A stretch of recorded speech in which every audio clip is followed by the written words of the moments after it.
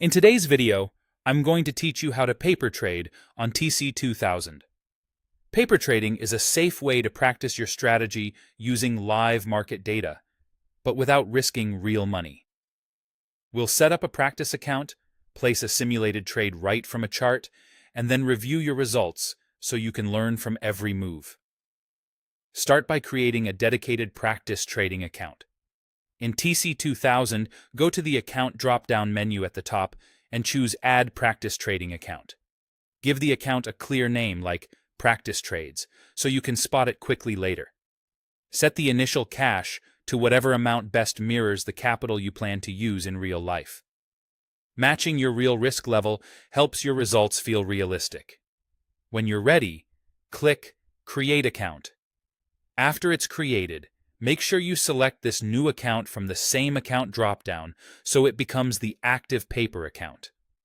That way, everything you do from this point forward lands in your practice environment and not in any live account. Next, open the chart for a symbol you want to trade. You can enter a trade using the Buy or Sell buttons, or by using the On-Chart Order ticket. The on-chart ticket lets you work visually, so you can see your entry and exit levels before you send the order. Drag the limit line directly on the chart to the price you want. This is great for dialing in precise entries at meaningful levels, like recent highs, lows, or support and resistance. Choose your order type based on your intent. Market orders aim to fill right away at the current price.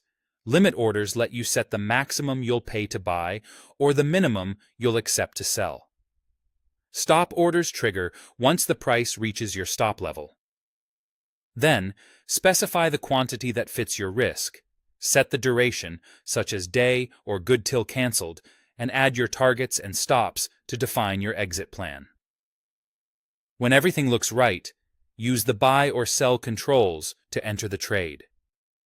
To review how you're doing, go to the Trades window via the Trading menu. Choose All to see your full trade history, or Active Symbol to focus on the chart you're working with.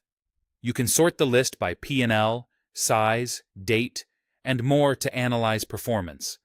This makes it easy to spot which setups are working, whether you're risking too much or if your timing needs adjustment. Keep practicing, keep reviewing, and you'll build confidence before you ever place a real order.